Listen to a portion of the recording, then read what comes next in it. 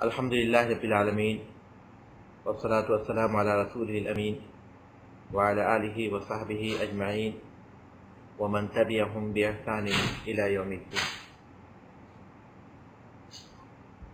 معزز طلباء و طالبات،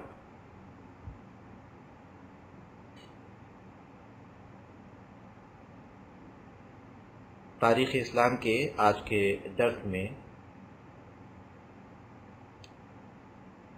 امیر المومنین عمر بن خطاب رضی اللہ تعالیٰ عنہ کے خلافت میں جو حالات پیش آئے تھے اور جو کارنامے انہوں نے انجام دیے تھے وہ ہمارے درس کا حصہ ہیں۔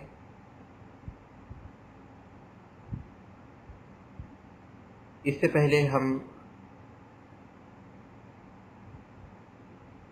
عمر بن خطاب رضی اللہ تعالیٰ عنہ کے اعمال اس کے ضمن میں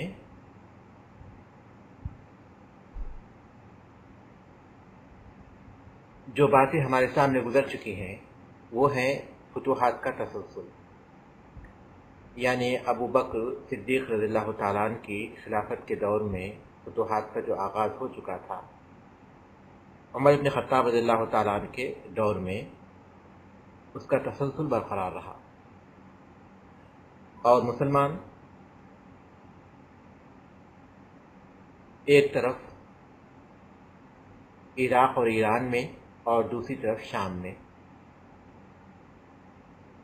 پیش قدمی کرتے رہے۔ گزشتہ درس میں ہم نے پڑھا تھا کہ معرکہ جسر ایک بڑا معرکہ تھا اور اس میں مسلمانوں کو نقصان سے دوچار ہونا پڑا تھا۔ آج ہم اس کے بعد سے پڑھیں گے۔ آج ہمارے سبق میں دو عظیم معرکے ہیں جو عراق میں پیش آئے تھے، اور اس وقت عراق اور ایران یہ فارسیوں کے کنٹرول میں تھے، جہاں کے بادشاہ کو کسریٰ کہتے ہیں، اور شام یہ روم کے کنٹرول میں تھا، جہاں کے بادشاہ کو قیصر کہتے ہیں۔ آج ہم پڑھیں گے معرکہ بوئیب۔ معرکہ جسر میں مسلمانوں کو جو نقصان پہنچا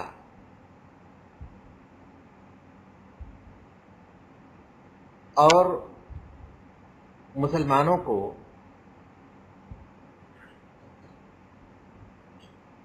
جو حالات پیش آئے تھے، اس کے بعد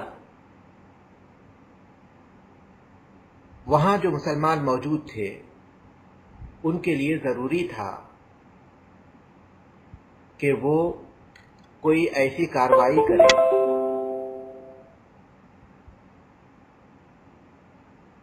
کہ اس معرکے میں جو نقصان پہنچ چکا ہے یا ہو چکا ہے، کافروں کی ہمتیں جو بلند ہو چکی ہیں انہیں پست کیا جا سکے۔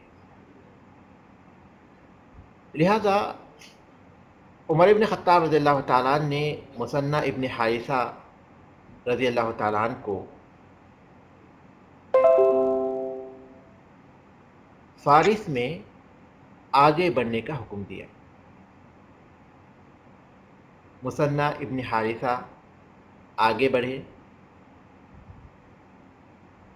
اور بویب کی مقام پر کافروں اور مسلمانوں کا ٹکراؤ ہوا۔ یہ ایک مقام ہے جو کوفہ کے قریب ہے، اور وہاں مسلمانوں نے ان پر غلبہ حاصل کیا۔ یہ ایک بڑی جنگ ہے، مورخین اس کو یرموک کی جنگ کے مشابہ کر ہے۔ صرف ہمیں بنیادی طور پر اپنی ثقافت، اپنی تاریخ سے واقف ہونا ہے۔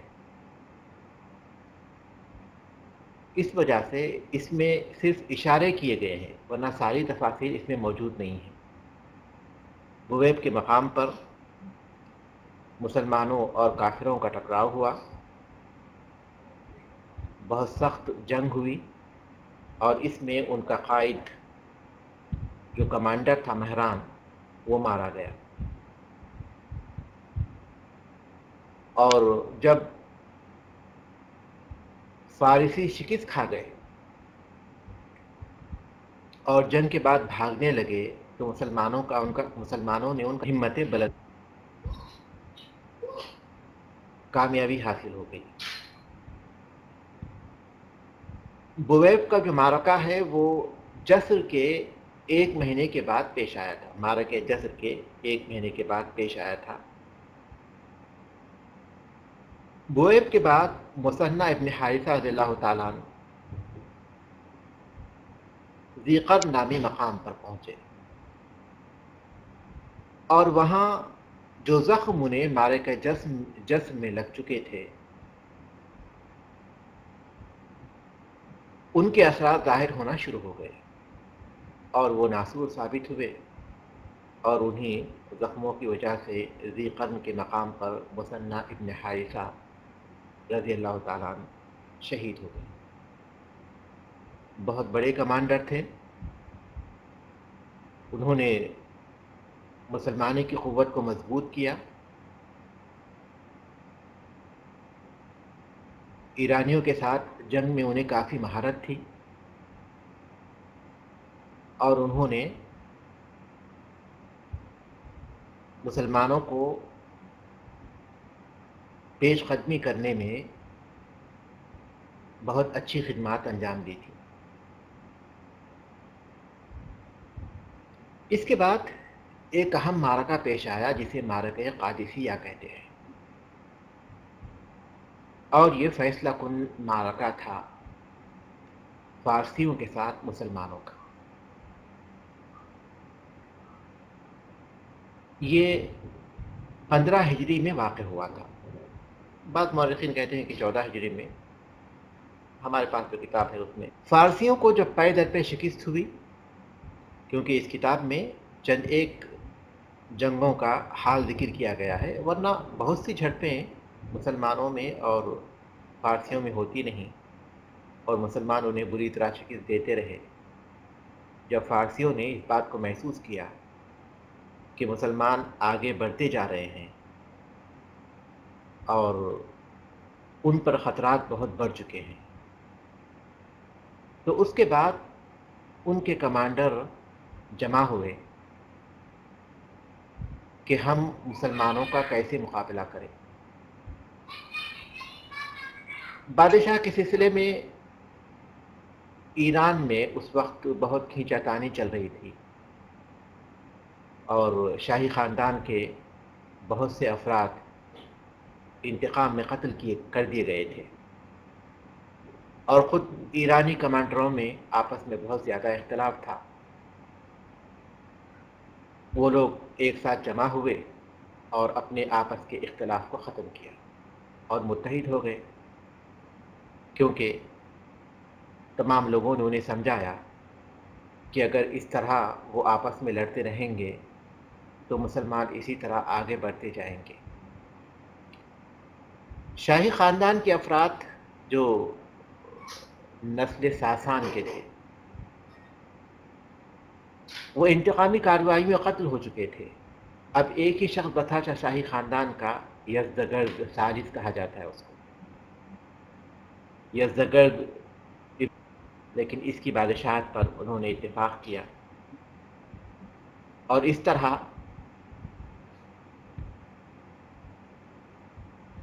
مسلمانوں کے خلاف ایک بڑے معرکے کے لیے انہوں نے تیاری شروع کر دی۔ یزدگرد نے بادشاہ بننے کے فوری بعد کارروائیاں شروع کر دیں اور بہت سے حکم نامے جاری کیے، اور سرحدوں کو مضبوط کرنے کے لیے کوششیں کرنی شروع کر دی۔ اس کے بعد انہوں نے فیصلہ کیا کہ مسلمانوں کے خلاف کوئی فیصلہ کن معرکہ ہونا چاہیے۔ تمام شہروں میں لوگ بھیجے گئے فوج میں بھرتی کرنے کے لیے، اور لوگوں کو ابھار کر بہت سے لوگوں کو تیار کر لیا گیا، ایک بڑی فوج انہوں نے اکٹھا کر لی۔ مثنیٰ ابن حارثہ رضی اللہ تعالیٰ عنہ نے کیا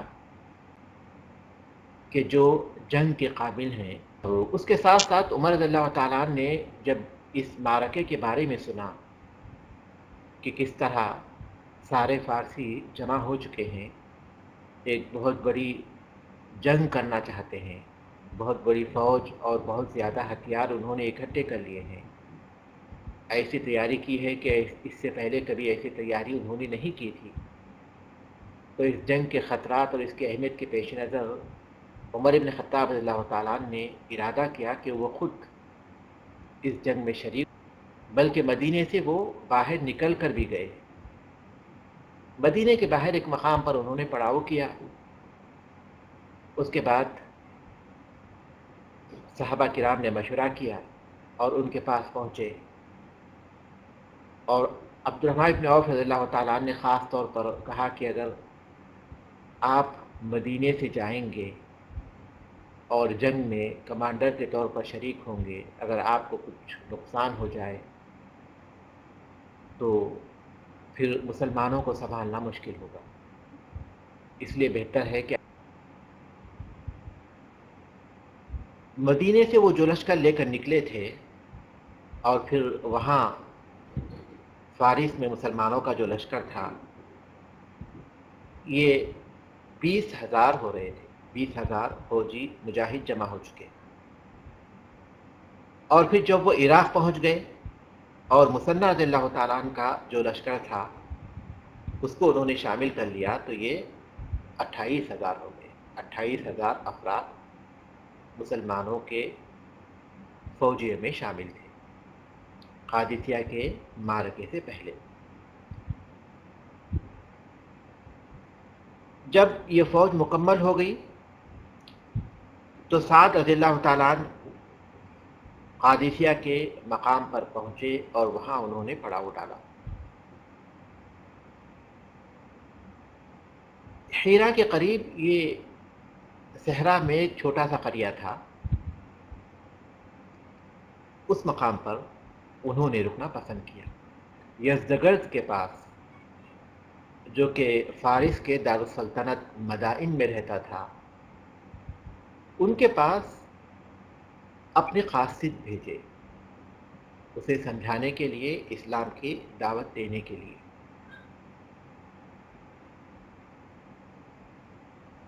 یہ جو قاصد تھے بہت ہی تجربہ کار تھے، بات چیت میں ان کی خصوصیات کی بنا پر سعد رضی اللہ تعالیٰ نے ان کو منتخب کیا، جن میں مغیرہ بن شعبہ رضی اللہ تعالیٰ عنہ بھی تھے، نعمان بن مقرن رضی اللہ تعالیٰ عنہ بھی تھے، کہ وہ جائیں اور حکمت کے ساتھ، نرمی کے ساتھ انہیں سمجھائیں، اور ضرورت پیش آئے تو اچھے طریقے سے بحث و مباحثہ کریں، مناظرہ کریں۔ یہ پہنچے ان کے پاس، یزدگرد کے پاس پہنچے۔ یزدگرد نے ان کو خطاب کیا اور کہنے لگا کہ تم لوگ جس حال میں تھے، یعنی عرب فقیر تھے، محتاج تھے، اور کبھی ہم سے لڑائی کرنے کی تمہیں جرأت نہیں ہوتی تھی۔ ہمارے جو آدمی سرحد پر ہوتے تھے، کبھی ایسا موقع پیش آتا تو ہم انہیں کہہ دیتے اور وہ تمہاری سرکوبی کر دیتے تھے۔ پھر ایسی کیا بات پیش آئی ہے کہ تم ہمارے ملک میں داخل ہو گئے؟ کیا تم ہم سے مال و دولت چاہتے ہو یا ہماری زمین ہڑپ کرنا چاہتے ہو؟ وغیرہ وغیرہ بہت سی باتیں انہوں نے کہیں۔ یہ سننے کے بعد مسلمان آئے ہیں تاکہ آپ کو اسلام کی دعوت دیں۔ اگر آپ اسلام قبول کرتے ہیں تو آپ کے ملک سے ہم کچھ نہیں لیں گے، آپ کا ملک آپ کے پاس رہے گا اور آپ کی حکومت یہاں قائم رہے گی، بس آپ اللہ کی کتاب کے مطابق فیصلے کریں گے۔ اور اگر یہ قبول نہیں آپ کو تو پھر جزیہ دینا قبول کر لیجئے، اس کے بدلے ہم آپ کی حفاظت بھی کریں گے۔ اگر یہ بھی قبول نہیں تو پھر اس کے سوا کوئی چارہ کار نہیں، کہ جنگ کی جائے۔ یزدگرد بہت غصہ ہوا اور کہنے لگا کہ اگر قاصدوں کا قتل جائز ہوتا تو میں تمہیں ضرور قتل کرتا، اور ان کی توہین کرنے کے لیے کہا کہ تم میں سب سے زیادہ معمر اور سب سے زیادہ عمر والے کون ہیں؟ ایک صحابی آگے بڑھے اور کہنے لگے کہ تو ایک تھیلے میں مٹی ان کے کاندھے پر رکھی گئی تاکہ اسے وہ دھو کر جائیں۔ وہ بخوشی اس کو لے کر آئے اور سعد رضی اللہ تعالیٰ عنہ کے پاس پہنچے تو کہنے لگے کہ مبارک ہو، انہوں نے اپنی زمین خود ہمارے حوالے کر دی۔ اس کے بعد وہ جب یہ قاصد بادشاہ سے گفتگو کرنے کے بعد کوئی خاص کامیابی نہیں ملی تو پھر فارسیوں کی فوج آگے بڑھی۔ فارسیوں کی فوج کا ماحول کی ٹریننگ اور تربیت دی گئی تھی۔ تربیت یافتہ 30 ہاتھی تھے، 1,20,000 فوجی تھے۔ یہ آپ کسی ایک شخص کو بھیجیے۔ سعد رضی اللہ تعالیٰ نے ربی ابن عامر رضی اللہ تعالیٰ کو بھیجا۔ وہاں بھی ویسی ہی باتیں ہوئی جیسا کہ یزدگرد کے دربار میں ہو چکی تھی۔ ربی ابن عامر رضی اللہ تعالیٰ نے جو جواب دیا وہ تاریخ میں ہمیشہ کے لیے محفوظ ہو گئے۔ انہوں نے اس کی باتیں سننے کے بعد کہا تھا کہ ہاں یہ بات صحیح ہے کہ ہم ویسے ہی تھے جیسے کہ تم نے کہا ہے، لیکن اللہ تعالیٰ نے ہمیں یہ ذمہ داری دی ہے کہ ہم اپنے پڑوسیوں تک اللہ تبارک تعالیٰ کی بھیجے گئے ہیں کہ بندوں کو بندوں کی بندگی سے نکال کر اللہ کی بندگی میں داخل کریں، اور تنگنائیوں سے نکال کر ان کو وسعتوں سے ہمکنار کریں، اور ادیان کے ظلم و ستم سے نکال کر اسلام کے عدل و انصاف میں داخل کریں۔ اس کے بعد اس نے کہا کہ ہم جنگ کے لیے مہلت چاہتے ہیں۔ تو انہوں نے جواب دیا کہ ہاں 3 دن کے وہ واپس ہو گئے۔ ظاہر ہے کہ 3 باتیں انہوں نے پیش کی تھیں، لیکن رستم نہ تو اسلام ہوئے۔ تو دوسرے دن پھر اس نے کہا کہ کسی آدمی کو بھیجیے، تو سعد رضی اللہ تعالیٰ نے دوسرے صحابی کو بھیجا، ان سے بھی یہی باتیں ہوئی۔ کتنے دن کی مہلت ہے؟ کہا کہ کل سے ملا کر 3 دن کی مہلت ہے۔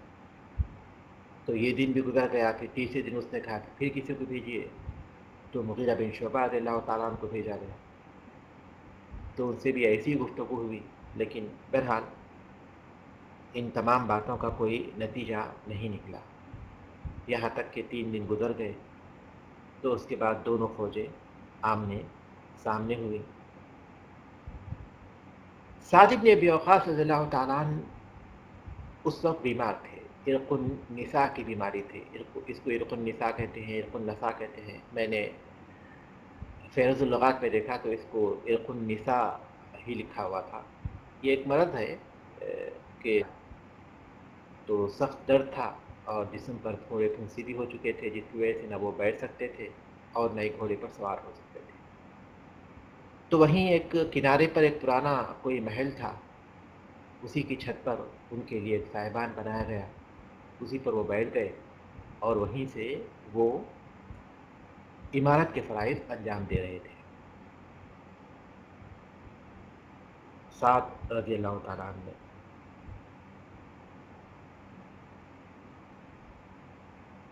اور عمر رضی اللہ تعالیٰ عنہ کو تمام حالات کی اطلاع دی جا رہی تھی بر وقت، اور یہ جان کر یقیناً تعجب ہوگا، اور عمر رضی اللہ تعالیٰ عنہ کی فراست اور مسلمانوں کے معاملات میں ان کی جو توجہ تھی اس کا ہم اندازہ لگا سکتے ہیں کہ اس موقع پر فوج کی جو ترتیب ہوئی تھی وہ عمر بن خطاب رضی اللہ تعالیٰ عنہ کے فرمان کے مطابق ہوئی تھی۔ جنگ شروع ہوئی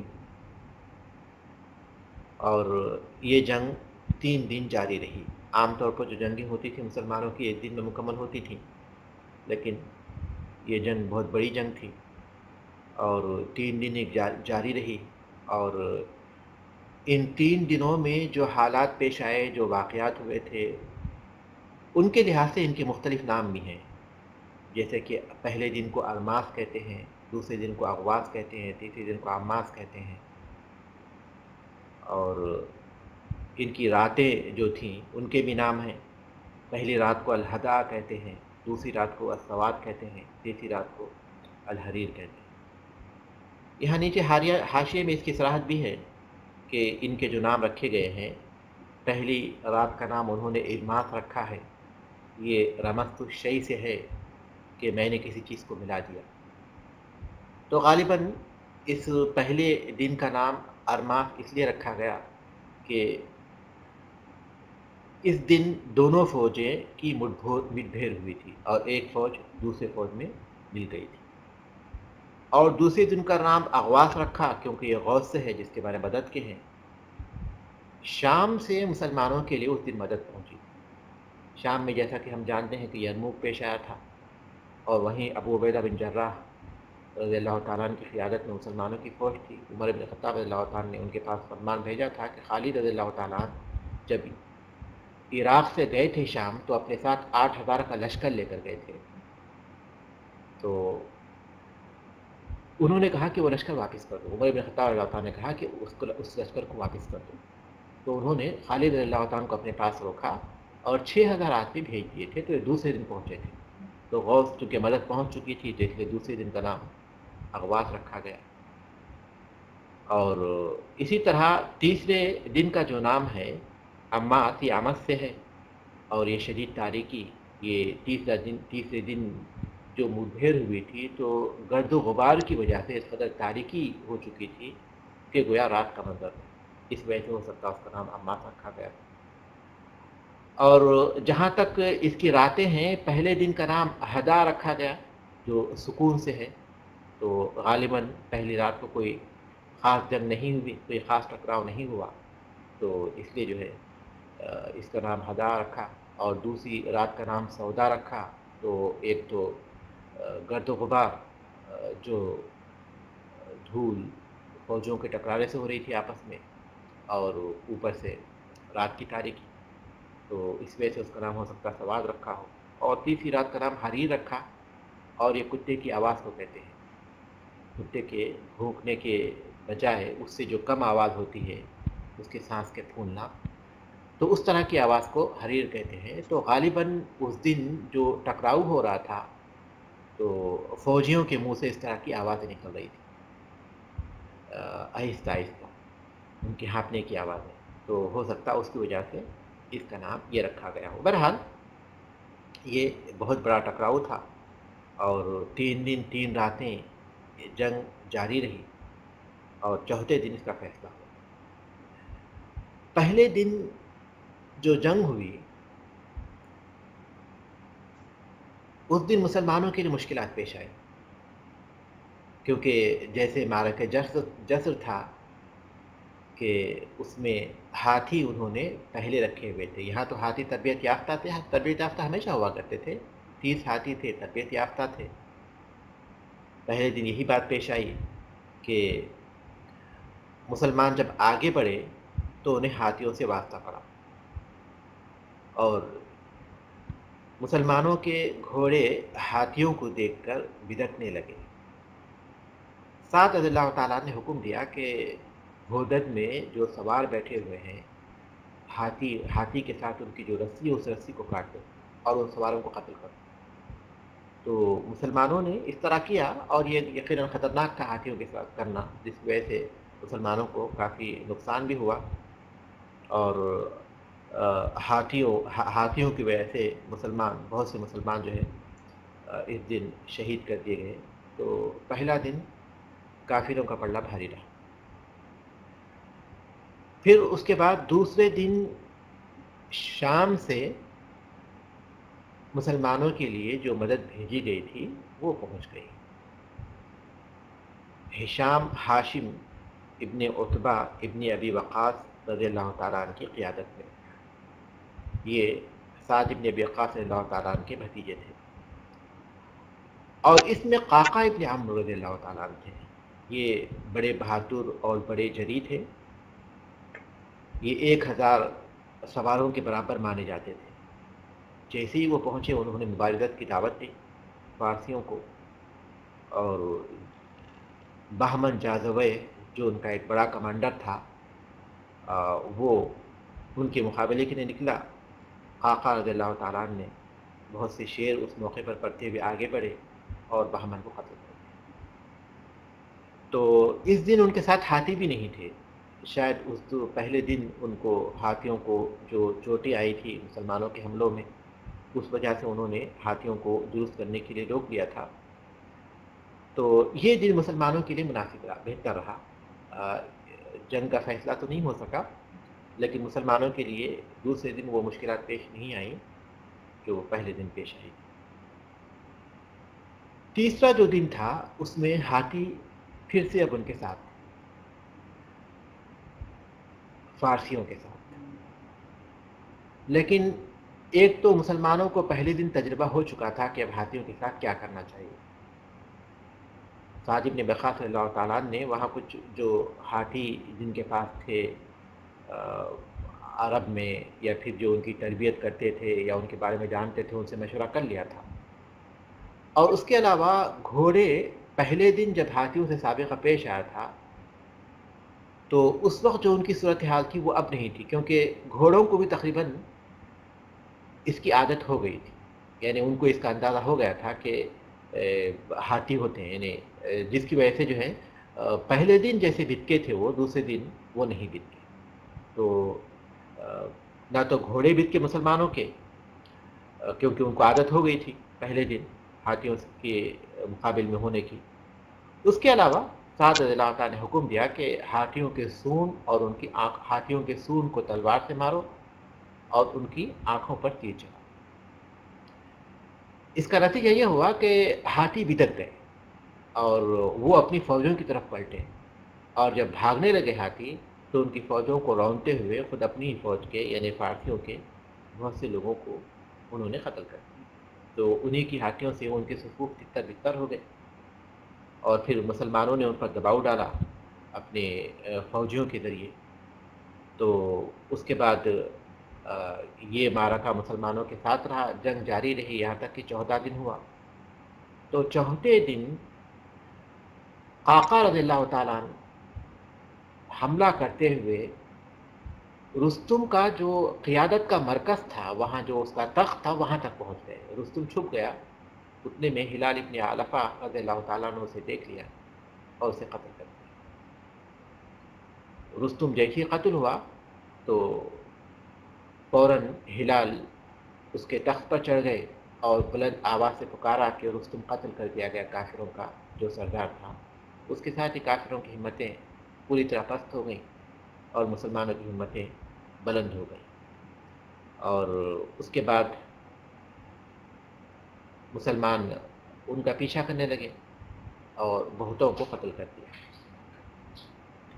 اس معرکے میں سعد رضی اللہ تعالیٰ نے اپنے ایک صحابی کو اپنا نائب بنایا تھا اور ان کے پاس اپنی ہدایات بھیجتے تھے، اور اس طرح وہ اس مقام پر بیٹھے ہوئے قیادت کر رہے تھے، اور ان کے پاس عمر بن خطاب رضی اللہ تعالیٰ عنہ سے برابر فرامین پہنچ رہے تھے اور ساری اطلاعات انہیں مل رہی تھی۔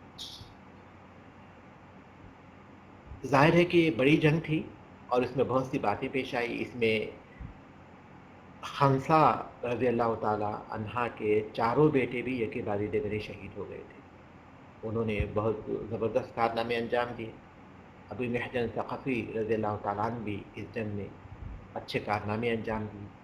آقا رضی اللہ تعالیٰ عنہ کے کارنامے تو بہت ہی عظیم رہے اس جنگ میں۔ تو بہرحال بہت سے مسلمانوں نے اس جنگ میں اتنے عظیم کارنامے انجام دیے مختلف کہ اگر یہ 4 دن کی جنگ کو بیان کیا جائے تو یقیناً 1 دن بھی کم پڑے گا اس کو بیان کرنے کے لیے، لیکن ہمارا اصل مقصد یہ ہے کہ اس جنگ کی طرف اشارہ کیا جائے جیسا کہ اس کتاب میں ہے۔ تو یہ اس جنگ میں مسلمانوں کی کامیابی گویا یہ فارس کے خاتمے کی بنیاد تھا۔ پھر اس کے بعد کبھی بھی ان کو یہ موقع نہیں ملا جو کہ اس جنگ میں ملا تھا۔ اس کے بعد پھر ہم یہ سمجھ سکتے ہیں کہ باقی جو فارس کا علاقہ تھا وہ آسانی کے ساتھ فتح ہو گیا۔ تو اس معرکے میں مسلمانوں کا بھی نقصان ہوا، لیکن اس کے باوجود بھی کافروں کا جو نقصان ہوا وہ بہت زیادہ تھا۔ کہا جاتا ہے کہ 8,500 مسلمان اس جنگ میں شہید ہوئے، 8,500 مسلمان، اور کافروں کا جو نقصان ہوا وہ ناقابل شمار ہے، ان کا نقصان ناقابل شمار ہے۔ عمر بن خطاب رضی اللہ تعالیٰ عنہ کافی بے چین تھے، اور ہمیشہ اکثر و بیشتر وہ مدینے کے باہر نکلتے تھے کہ شاید کوئی پیغام لے کر پہنچے گا اور بتائے گا کہ جنگ میں کیا ہوا اور مسلمانوں کے ساتھ کیا حالات پیش آئے۔ تو جیسے ہی جنگ ختم ہوئی، سعد رضی اللہ تعالیٰ نے فوراً ایک تیز رفتار گھوڑ سوار کو بھیج دیا، پیغام دے کر ہاتھی پر، ایک ہاتھی پر سوار فیلبان کو جو بھیج دیا۔ اس کے بعد جب وہ مدینے میں داخل ہوا، عمر رضی اللہ تعالیٰ مدینے کے باہر تھے، وہ پہچانتا نہیں تھا۔ عمر رضی اللہ تعالیٰ نے اس کے ہاتھی کی رسی پکڑے ہوئے تھے، اس پہ اونٹ پر وہ آیا ہوا تھا شتربان، تو عمر رضی اللہ تعالیٰ اس کے اونٹ کی رسی پکڑے ہوئے اور پوچھ رہے تھے کہ کیا ہوا، اور وہ معرکے کے حالات بتاتا جا رہا تھا، اور اونٹ جو ہے بھگاتا جا رہا تھا۔ عمر رضی اللہ تعالیٰ اس کے ساتھ بھاگ رہے تھے۔ راستے میں اس نے محسوس کیا کہ لوگ انہیں سلام کرتے ہوئے امیر المومنین کہہ رہے ہیں، تو وہ رک گیا اور کہنے لگا کہ آپ امیر المومنین ہیں۔ نے اونٹ سے اترنے لگا تو عمر خطاب اللہ تعالیٰ نے کہا کہ نہ تو تم اترو اور نہ ہی تم جنگ کے حالات بیان کرنے سے رک جاؤ، بلکہ تم بیان کرتے رہو، اور اسی طرح وہ مدینے میں داخل ہو۔ پھر اس کے بعد انہوں نے جمع کیا مسلمانوں کو اور قادسیہ میں مسلمانوں کی فتح کی خوشخبری۔ تو اس طرح قادسیہ ایک بڑا معرکہ تھا، اور اس میں مسلمانوں نے ایسی کامیابی حاصل کی کہ اس کے ساتھ ہی فارسیوں کا گویا خاتمہ ہو گیا، اور ان کا جو سب سے بڑا کمانڈر تھا رستم، وہ اس میں قتل کیا گیا۔ اب ان کے پاس نہ تو ایسا کوئی کمانڈر تھا اور نہ اس کے بعد ایسی کوئی چیز تھی۔ اس کے بعد اب مدائن کی فتح، مدائن جو ان کا پائے تخت تھا، مدائن ہی وہ مقام ہے جہاں مسلمانوں نے دریائے دجلہ میں اپنے گھوڑے اتار دیے، اور اللہ تبارک تعالیٰ نے ایک کرامت ان کے ذریعے ظاہر کی تھی کہ ان کے گھوڑے دریا پار کر گئے تھے۔ یہ مدائن کی فتح سن 16 ہجری میں ہوئی۔ مسلمانوں نے سن 16 ہجری میں مدائن کو فتح کیا، اور یہ فارس کا دارالسلطنت تھا جو دجلہ کے مشرق میں تھا۔ دجلہ جو نہر ہے یہ اس کے مشرق میں واقع تھی۔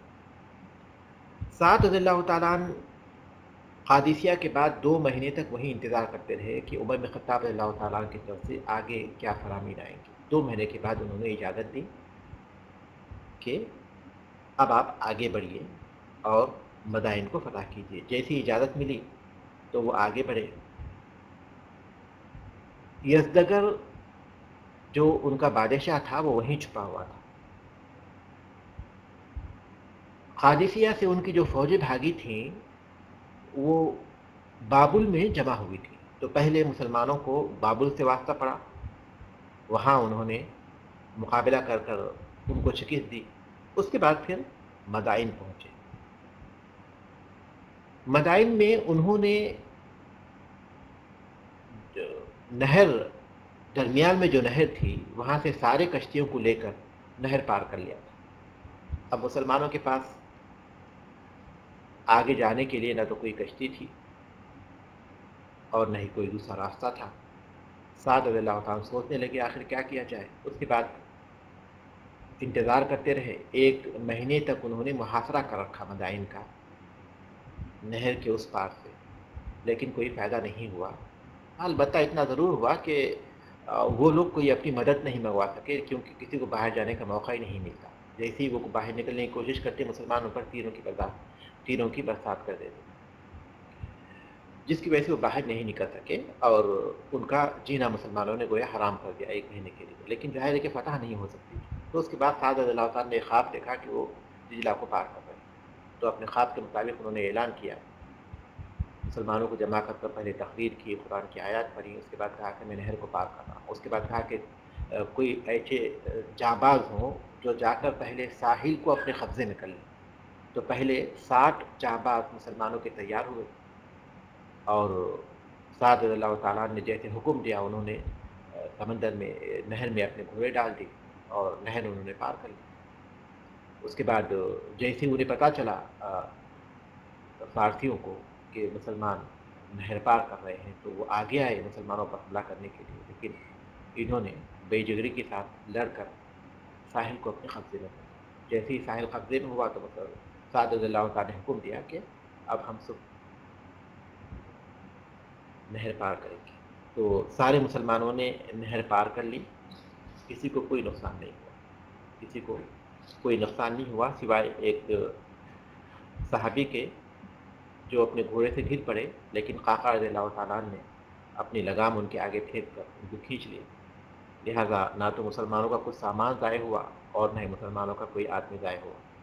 تو یہ ایک عجیب غریب جرأت بھی تھی، یقیناً بہت بڑی بہادری، اور ساتھ میں اللہ تعالیٰ کی مدد بھی تھی، اور یہ مسلمانوں کی کرامت بھی تھی۔ تو یہاں سے یزدگر بھاگا اور کسی اور مقام پر جلوان کے مقام پر جو ہے وہاں وہ پہنچ گیا، اور مسلمان اس جگہ داخل ہوئے۔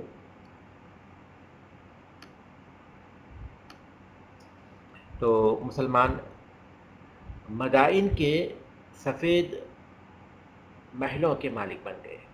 رسول اکرم صلی اللہ علیہ وسلم نے اپنی پیشین گوئی میں مسلمانوں کو خوشخبری دی تھی، ایک وقت آئے گا جبکہ مدائن کے سفید محل تمہارے ہاتھوں میں ہوں گے، اور اس طرح یہ خوشخبری مکمل ہو گئی۔ مدائن کی فتح کے ساتھ ہی فارسیوں کا خاتمہ ہو گیا۔ آگے یزدگرد بھی مارا گیا، تو گویا ان کی پوری سلطنت مکمل طور پر مسلمانوں کے قبضے میں آ گئی۔ اس کے بعد جو چھوٹی موٹی جھڑپیں تھیں، سعد رضی اللہ تعالیٰ یہیں رکے رہے۔ ہاشم ابن عتبہ ابن وقاص اور قعقاع رضی اللہ تعالیٰ کو جلولہ کی طرف بھیجا، پھر حلوان کے پاس، یہ سب سال 16 ہجری ہی میں، اور یہ سارے فتح ہو گئے۔ تو اس طرح اللہ تبارک تعالیٰ نے عمر رضی اللہ تعالیٰ کے ذریعے مسلمانوں کی بہت مدد فرمائی، اور یہ پورے علاقے مسلمانوں کے ساتھ ہو گئے۔ درمیان میں مسلمانوں نے جو مختلف علاقے فتح کیے، وہاں کے باشندے جو اپنے بادشاہ کے ظلم و ستم سے پریشان تھے، انہوں نے مسلمانوں کے عدل کی وجہ سے مسلمانوں کا ساتھ دیا۔ بہت سے مقامات ایسے تھے جہاں مسلمانوں کو راستے کے لیے پریشانی پیش آئی تو مقامی باشندوں نے مدد کی۔